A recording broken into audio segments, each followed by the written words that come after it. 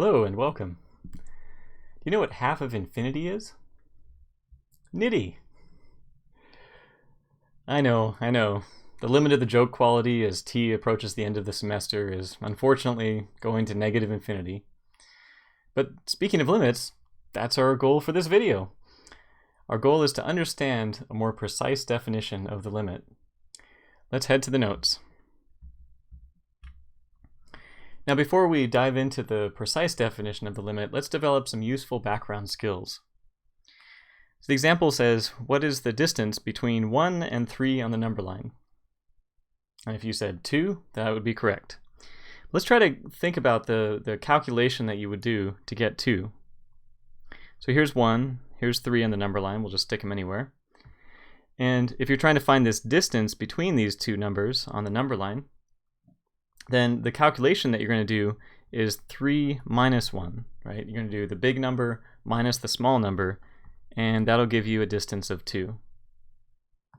Okay, what about the distance between -2 and 3 on the number line? Here's -2, here's -3. Oops, here's +3. So if you said that distance is 5, that would be correct.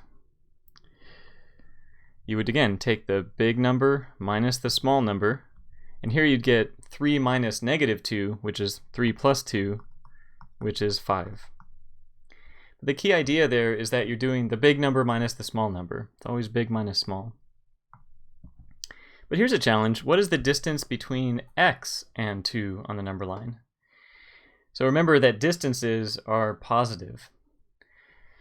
Well, there are two possibilities. It kind of depends on what x is. X could be bigger than 2, in which case the picture might look something like this, or x could be smaller than 2, in which case the picture would look something like this. I'm just putting them in random places on the number line, but in order. So in the first picture, the distance between x and 2 would be, you said x minus 2, that would be correct. What about in the second picture? Distance between x and 2 is 2 minus x. If 2 is bigger than x, then you do 2 minus x to get that distance. But it'd be helpful to have a single expression to handle both of these cases. And we can do that. We can get the distance between x and 2 regardless of either of these cases if we just put absolute value bars around either one of them. So we can write note. We can just write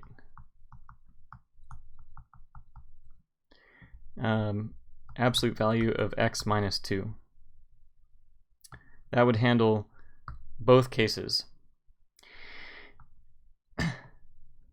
So even if you take the x and the 2 and you switch them around and it's not the right picture, let's say it's the picture on the right side, let's say the 2 is bigger than the x, all this would do, if you wrote x minus 2 right here as the distance between these two, would be to give you the negative of the actual distance.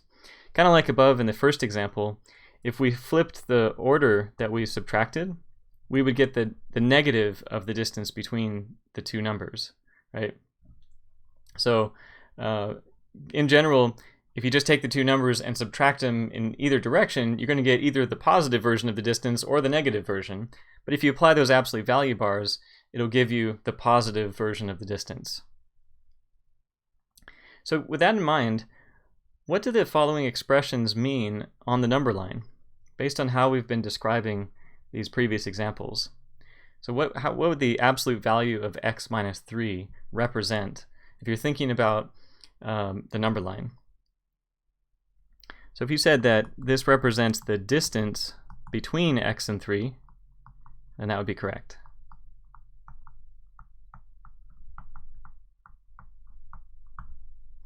It's the distance between x and 3. That's a mathematical way of writing that distance between those two. What about x plus 5? What is that? If you said that that's the distance between x and -5, that would be correct. Because you could write this as x minus -5 in absolute values. And again, that expression of the difference of two quantities put in absolute value bars is the distance between those two quantities. So this is the distance between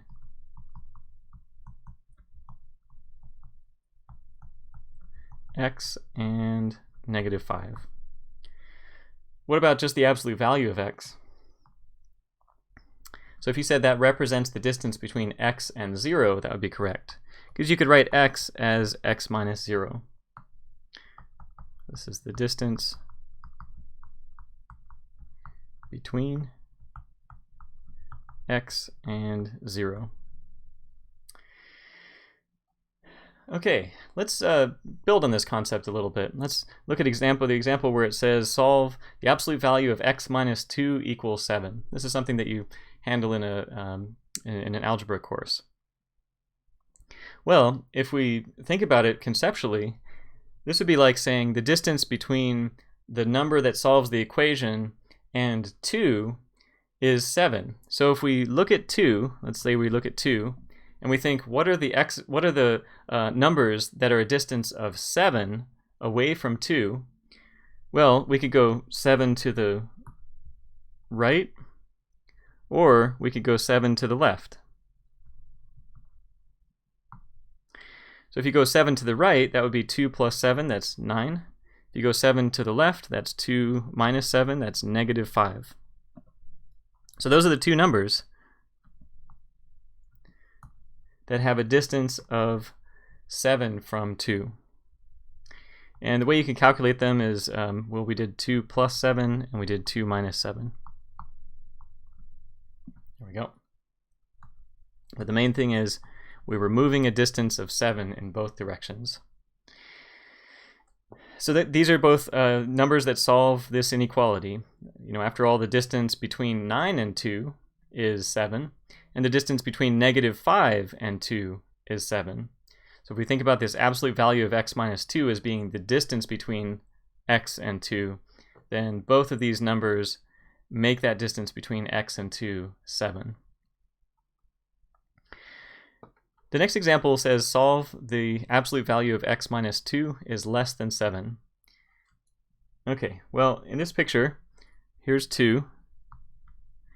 If we want our x values to have a distance that's less than 7 from 2, then the farthest out it would go would be -5 and 9, but it wouldn't quite be exactly at those values either. So what I'm going to do is I'm just going to mark -5 and 9 as the boundaries. But then to show the solutions on the number line, I'm going to write little circles right here around to say those are not going to be included. Those are not solutions to that inequality because they don't have a distance less than 7. Those would have a distance of exactly equal to 7. But all of the points in between would solve the inequality. Right? All of these shaded red areas, these numbers that are shaded red, all of those would have a distance less than 7 from 2. Plug in any of these and you'll get the distance between that number and 2 is less than 7. These are, it's kind of like if you had a pole here, right here at x equals 2, and you have a dog with a leash or something, and you tie the leash around the dog's neck, and then you tie the leash to the pole, and let's say the leash has a length of 7. Well, then this shaded area represents the whole place that the dog could wander. It can wander 7 to the left, or 7 to the 7 to the left, or 7 to the right. Not exactly 7 in this case, but it could also wander in between. It could be there at the pole. It could be a little bit like 1 to the right of the pole, or it could be anywhere inside this area. All right, so let's abstract this a little bit farther and say show the absolute value of x minus x naught is less than 3 on the number line. So here x naught is some constant. Well, we can draw x naught somewhere, and then we want our distance from x to x naught to be less than 3. So what we'll do is we'll go 3 to the right, 3 to the left, and that will give you the boundaries of our little region that we're going to shade. So 3 to the right would be x naught plus 3. 3 to the left would be x naught minus 3. And then all of the x values that satisfy the inequality are shaded in between.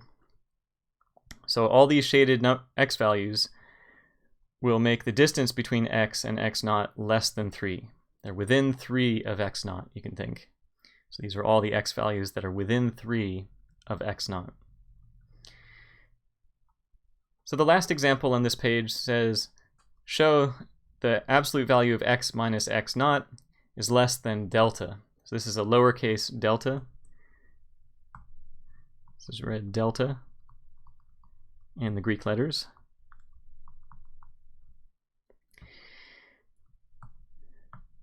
Now, once again, we're going to be looking at an interval that's about x naught, centered at x naught, and we can go delta to the right or delta to the left.